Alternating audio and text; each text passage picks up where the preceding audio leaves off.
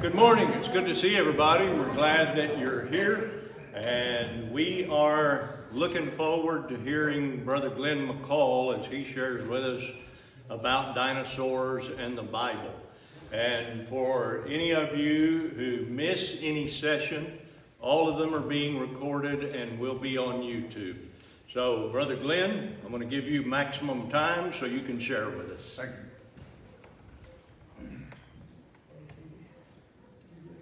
I've got the microphone here. If you have troubles hearing, just hold your hand up and say, hey, turn that thing on. There's been a time or two when I was in the pulpit teaching, and at one particular time, one of the elders got up and just moseyed right down, reached up and turned that microphone off. He said, "You're so loud, you're hurting my head." And that kind of messed up my whole outlay there of what we were doing.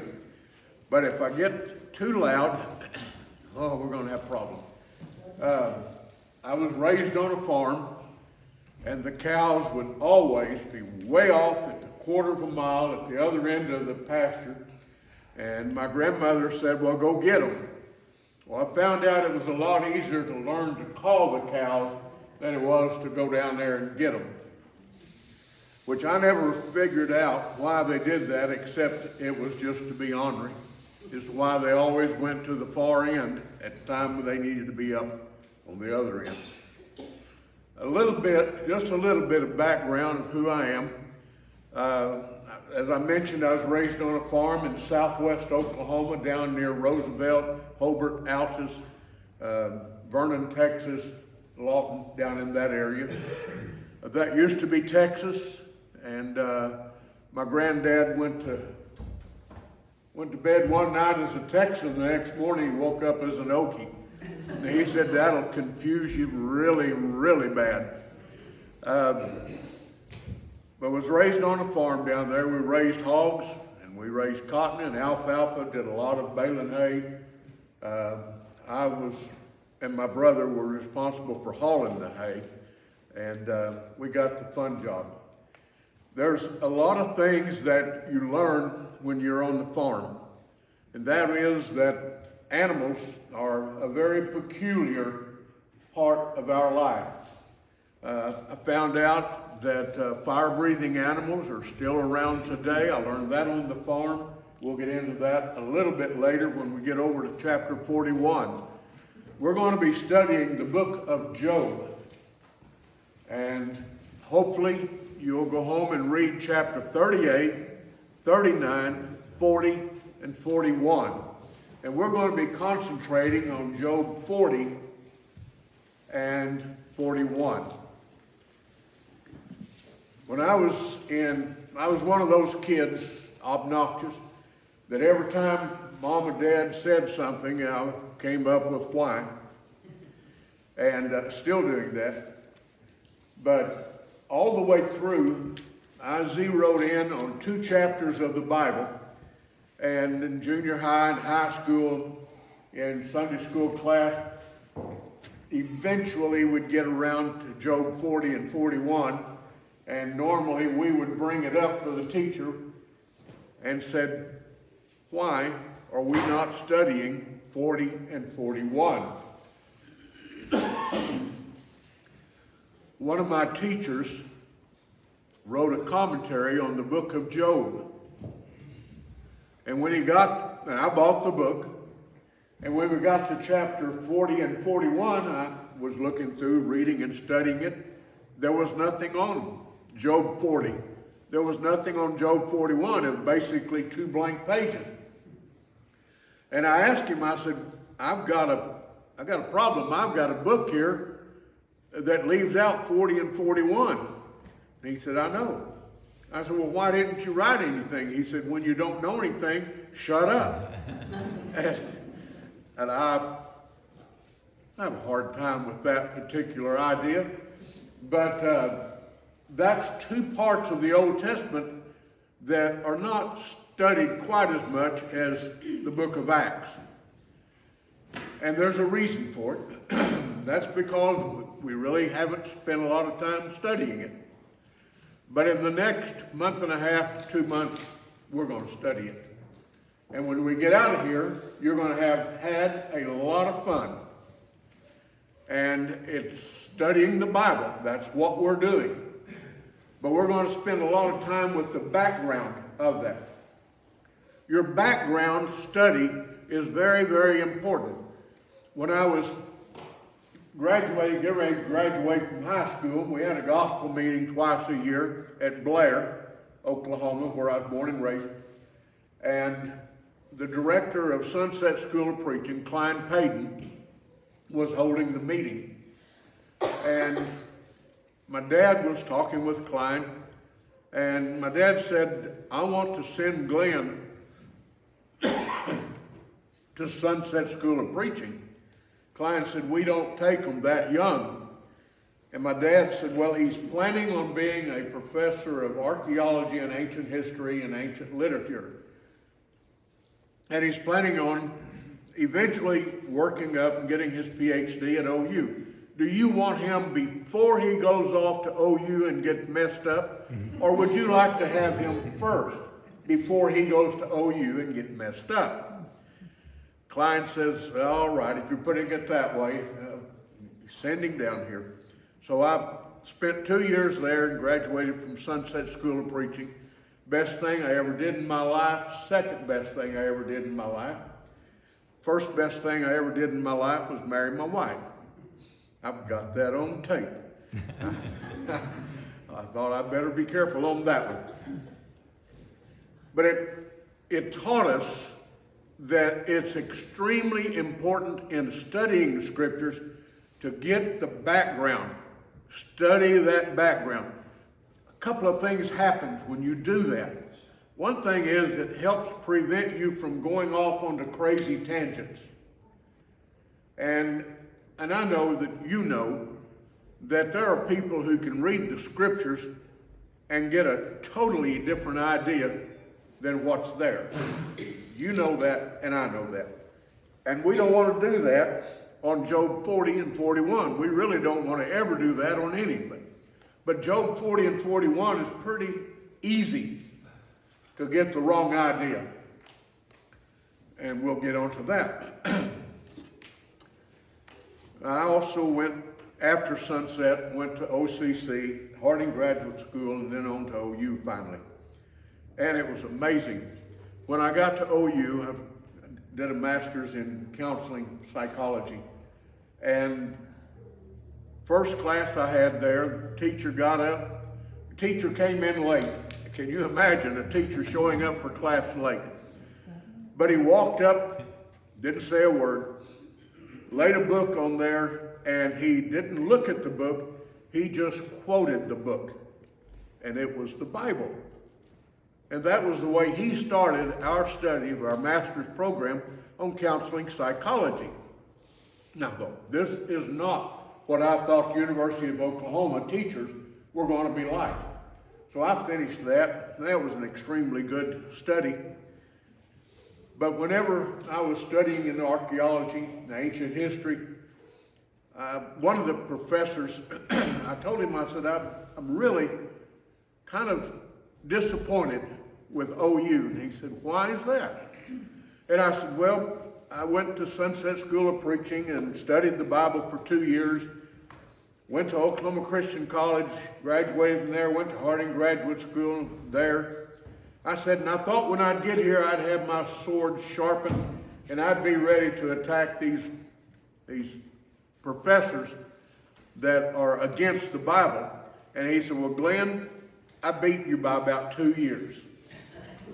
And I said, why is that? And he said, they were here, but I ran them off. And I said, Morris, you're not related to the author of the book, The Flood, the Genesis Flood, Whitcomb and Morris? He said, yeah, that's my daddy. And I said, man, I'm always late. But anyway, he was a good professor. And the University of Oklahoma, the part that I had was certainly not the professors I thought were going to be there. Mr. Morris chased them all off. Excuse me. Got my tongue tangled behind my eye tooth and can't see to say. I'm also partial to gravel. And the reason being, over 100 years ago, there was a family that left, well, about 200 years ago, part of them left the Shenandoah Valley of Virginia and moved into northeast Tennessee. And they're all farmers, and they did what the Bible said. They produced and reproduced and reproduced, and it got crowded, and to get good farmland, they just had to find somewhere else to move to, and so they came to Gravett. And then some of them stayed here, and then some of them overshot the promised land and went to the panhandle of Texas. That family, my grandmother, niece family, Drew niece, Royce niece, those were all kinfolks of mine. And when I was young, I used to spend a lot of time up here visiting. So Gravett's always been partial, a spot in my mind. And whenever we came up here to do the job over in Bentonville, I got in the pickup and I decided I'm going to go to Gravett and go to church. So I'm happy to be here, and I'm glad that y'all are all here. Yeah. Now, why study dinosaurs? Well, if you're going to study the book of Job, and if you're going to study chapter 40 and 41, you're going to run across two animals that are going to give you a little bit of problem. And hopefully you've read 40 and 41. In 40, a little bit of backup here. In chapter 38 and 39, God answers Job. Now Job has been complaining. And after what Job went through, I can understand he had room to complain.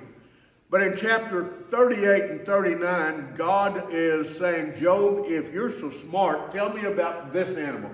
Tell me about that animal. Tell me about that one. One of them was a unicorn. Oh, bad translation, but still the idea. We'll get into that one a little bit later. But God spends chapter 38 and 39 convincing Job that, Job, you're just not as smart as you think you are. I'm sure glad he did that to Job and not to me, because I think I would just crawl in a hole. And then when he gets through with chapter 38 and 39, the beginning of chapter 40, Job says, okay, you proved your point. I'm not near as smart as I thought I was. And God says, oh, I'm not through with you yet. He says, gird up your loins.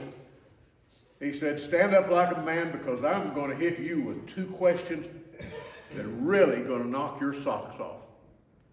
That's not a literal translation there, but that gets the idea across.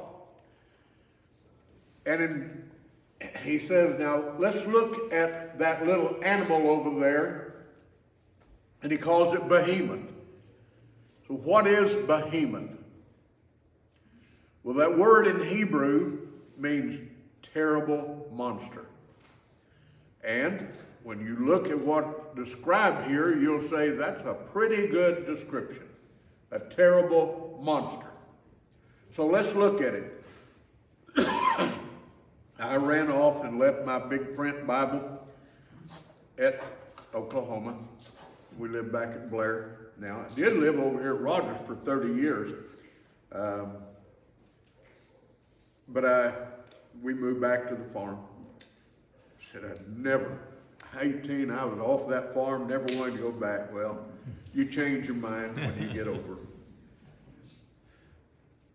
God says, brace yourself there, or gird yourself. He said, I have questions for you, and you must answer them. He says, take a look, verse 15. I'm reading from a different translation, but it gets the idea across. Take a look at the mighty behemoth. I made it along with you. Now that's an important concept. You got an animal, and he says, I made it along with you. He eats grass like an ox. He said, look at its loins. Look at its loin. Now, what's loins? I know, you go to the grocery store and you buy loin and cook it. That's the back end. That's the hip. That's the hip leg joint. So he says, look at the loins. They're big, they're powerful. Well, now, what does that tell you about the other two? If you're looking at the back 2 quarters, and they're powerful, and they're big, and they're mighty, that tells you that the front 2 are not as big and powerful and mighty. How do we know that? Because if all 4 of them were big and powerful and mighty, he'd say, look at his 4 legs. But he doesn't. He says, just concentrate on those 2 back ones. Look how powerful those things are. All right, so we're trying to figure out what animal is here. Now, in your footnotes, if you have footnotes in your Bible, you're probably going to see 2 animals that's a possibility. What are they? Hippopotamus and an elephant. All right. Now, we're going to look at those and see if those fit this description. I can already tell you they're not, but let's look at it. So he says, you look here at his loins. Now, a hippopotamus, have you ever seen a hippopotamus in real life? All right. They're just an overgrown pig. Now, I'm serious. They're just an overgrown pig. They happen to like to live around water. Well, when we were on the farm, we was raising hogs, we had a big swimming pool. My brother and I did not get to use the swimming pool. That swimming pool was for the hogs. And the reason is because they liked it. And so they got to use the swimming pool. It wasn't the kind you would want to use. But now, I got news for you. Pigs are not a dirty animal. Our pigs were in an, probably 2-acre field. Pigs will eat on one end of that field and they'll go to the bathroom on the other end. They're smart. Matter of fact, the 3rd smartest animal in the animal kingdom besides man. And boy, do I have my doubts on some people I have met in my life. A bunch of people I've met in my life don't quite come up to hog. But a hippopotamus, that's what you see in some of your footnotes. What is the description of the hind legs of a hippopotamus that would make that stand out different than the front legs? They're just big. But there's not that much difference between the back legs, the loin, and the front legs. We're going to see another little bit of difference. Now, an elephant, they may have bigger hind legs than front legs, but does that stand out to you? Not really. They're close. All right, but let's look at some. Now, this tells you here that his bones are as strong as bronze, strong as iron. So you're not going to go up there and snap them like you would a chicken leg or something like that. But let's look at the tail. Now, why in the world would God mention the tail to Job if it was a hippopotamus? A hippopotamus tail? You remember what it looks like? Probably not, because it doesn't stand out as anything. It's like a pig's tail. I love pigs until the preacher starts preaching about the prodigal son, and then it kind of gets messed up there. But every time he says one more night with the pigs, I thought, I've slept with the pigs many nights. They get fed better than I did. A hippopotamus tail. Yeah, it looks like a rope, big rope. What about an elephant's tail? Not much different. A little longer maybe, fluffy on the end maybe. Depends on the elephant breed. But yet, look at what God says to Job about this particular animal's tail. He swings it like a cedar tree, Christmas tree, what comes to my mind. Now, a cedar tree, I've got several of them there at home, big at the base and gets smaller as it gets to the top, like you would envision a Christmas tree.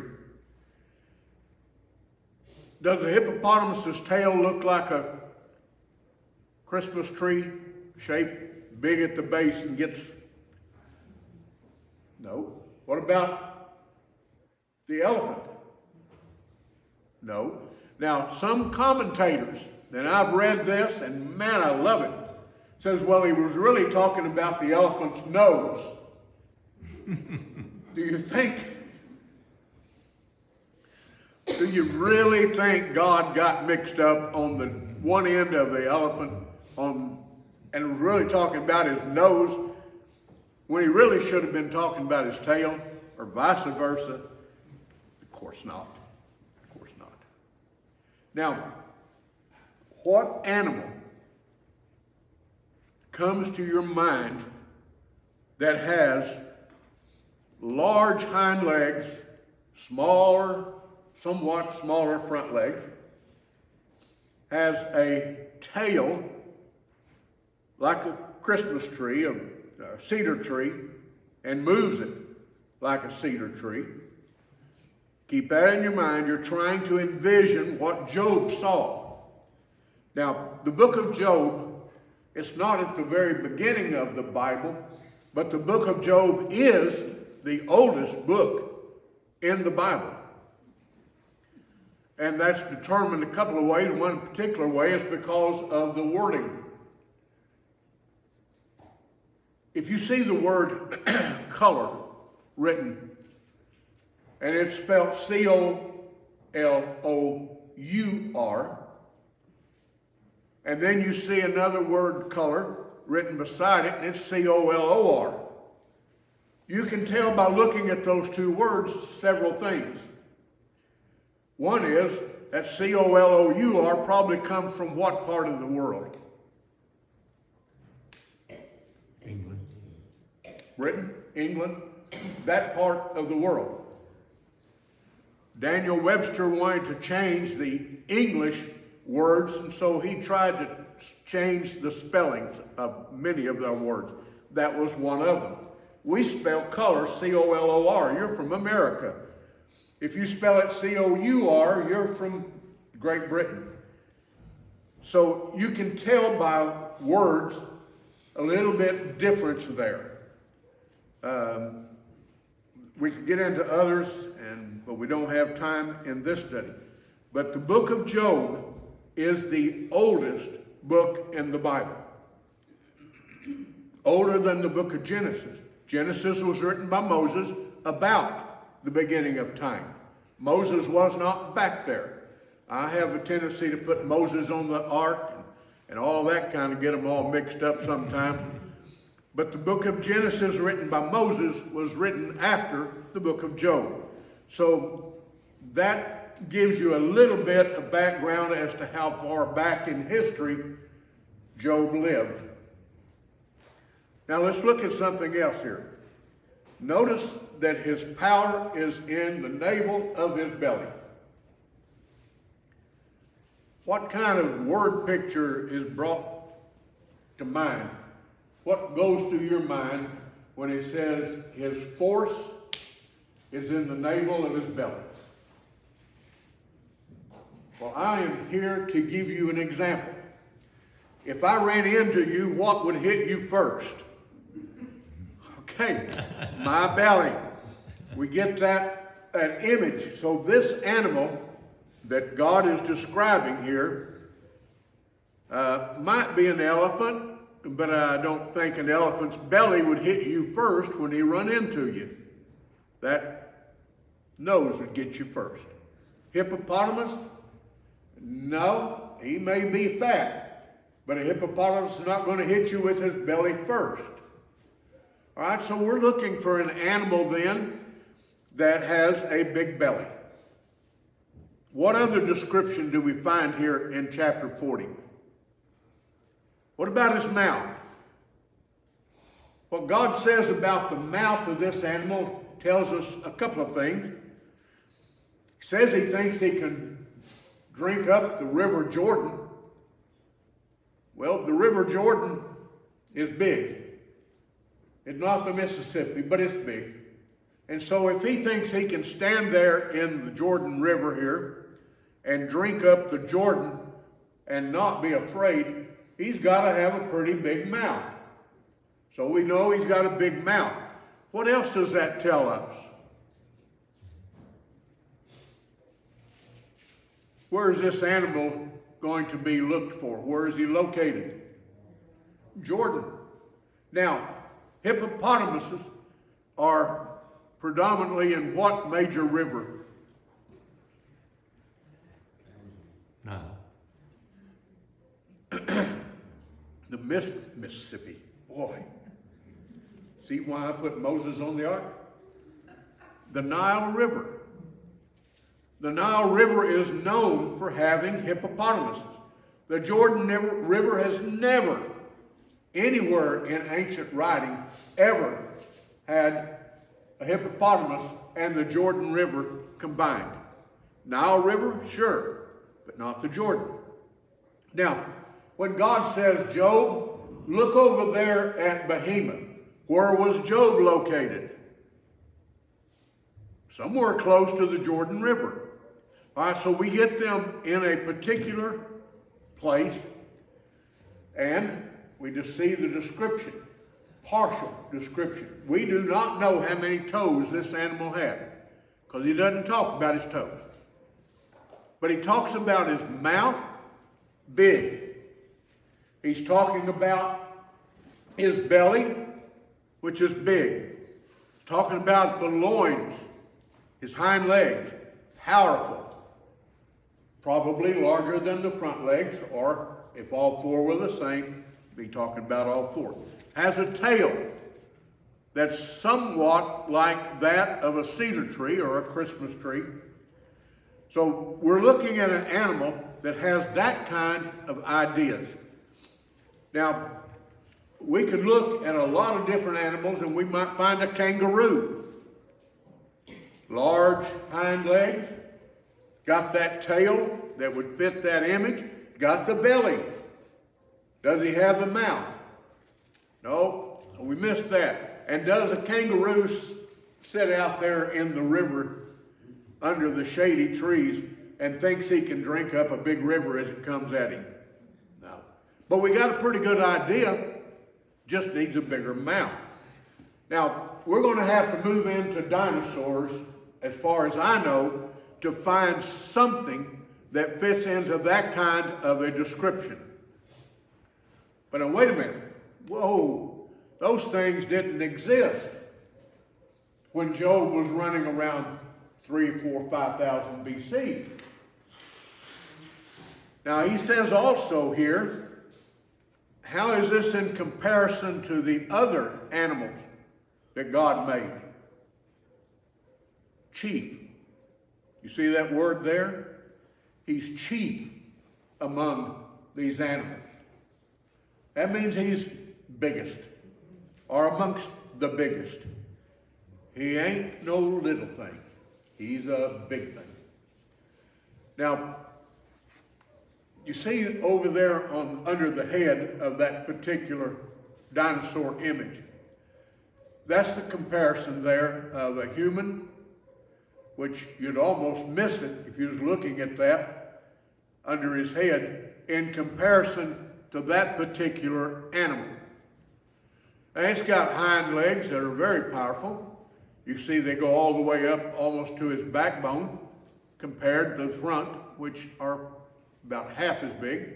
Has that tail like a kangaroo tail that's like a cedar tree. Big mouth, it looks like it could almost swallow up a human. So this is the kind of image. Now there's several dinosaurs that would fit into this description. That just happens to be one of those. Oops, better back up a little bit. That is one that is a demonstration. That one is in a park. Gives you an idea of how large they are. The head's up there amongst the top of the trees. So that's the kind of animal. If we were talking about one that God says this is one of my chief, one of my biggest ones, he would at least have to be something somewhat akin to the size of what we're looking at here. Now, there's others. One in particular, we do know though that it was not carnivorous, but that it primarily ate grass, like an ox. This is one, and I've studied these things, and sometimes they'll tell you things about dinosaurs that are just supposition. Now, I'm going to go back to hogs because I know hogs pretty good. Hogs eat what? Grain or meat? Both. Both. They'll eat you. Even hogs that have been raised from babies. A lady in Oklahoma back many years ago raised hogs, she and her husband, and she got killed by their hog. And part of her was eaten. There have been times... They will not eat cucumbers. They what? They will not eat cucumbers. Neither will I.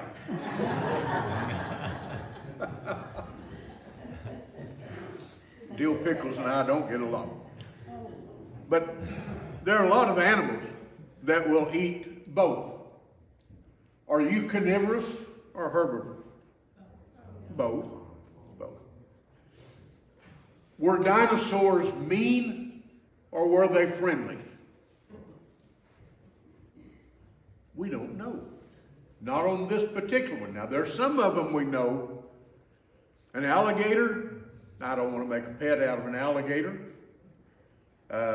There's times on our boars on the farm, I would not get into that pen with them.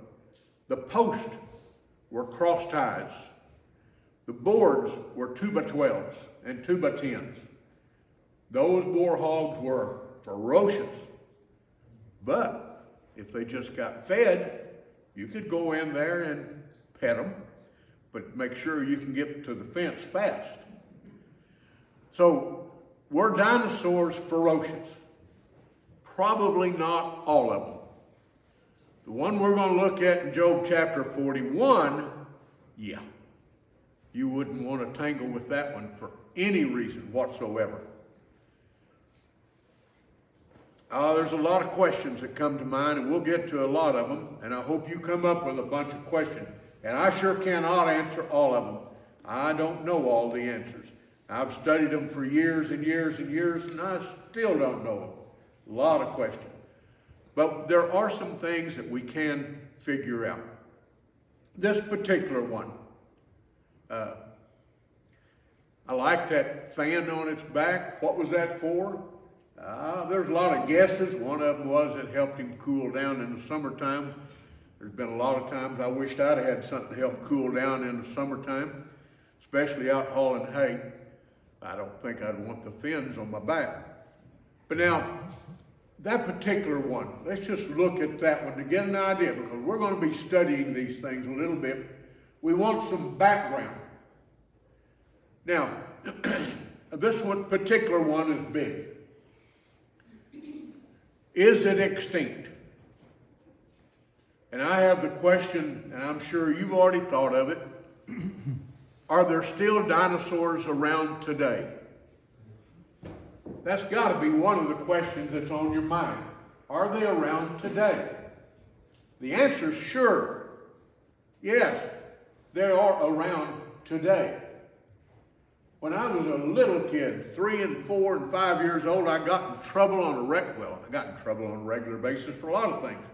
But one of the things that I got in trouble about was I had this barrel, this wash tub, metal wash tub, and Daddy every once in a while would go out to see what I was doing, and lo and behold, it'd have 2 or 3 inches in the bottom of it, filled with horny toads, because I loved horny toads. I just couldn't get enough of them. And always, the next day, that tub was empty and there were still horny toads running around everywhere. And I thought my job was to gather up all the horny toads. Loved them. Now, in western Oklahoma, they're almost extinct. So much so that Tinker Air Force Base has a large field that is dedicated to the raising of horny toads. They don't want them to go extinct. One of the universities in Texas,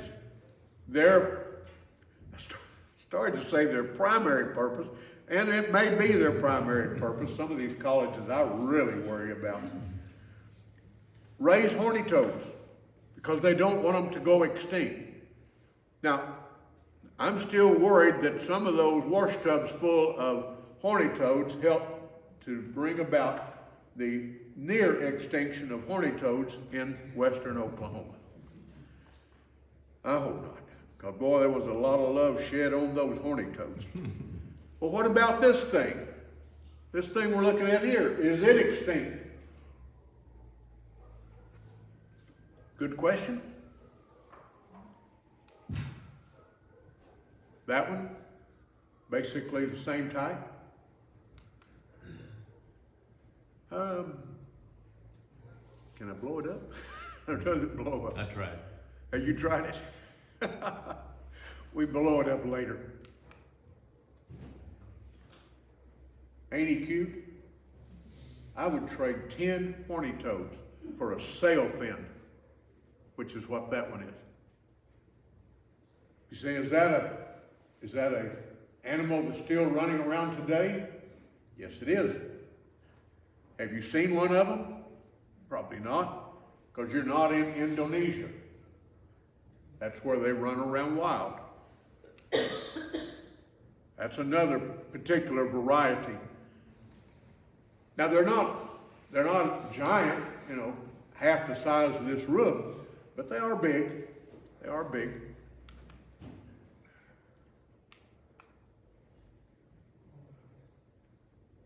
That's a real animal, still alive and running around today. I'm looking at what you're seeing up here. Oh, you're right. That one is clearer. We may have to turn our chairs around.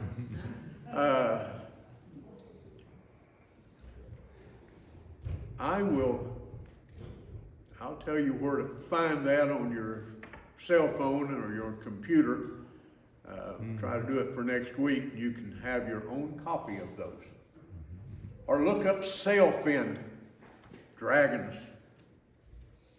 And they're in Indonesia primarily. Those animals are still alive and running around today. Of course, the question that comes up next, and I love questions of why. And we're getting into different parts that we'll get into more. Why would a sailfin, like that one, why would a sailfin, particular kind, have been so much larger than they are today? I'm glad you asked that question. There's going to be several different reasons. One that'll probably blow your mind, it did mine, is the air at one time was not the same as what we're breathing today.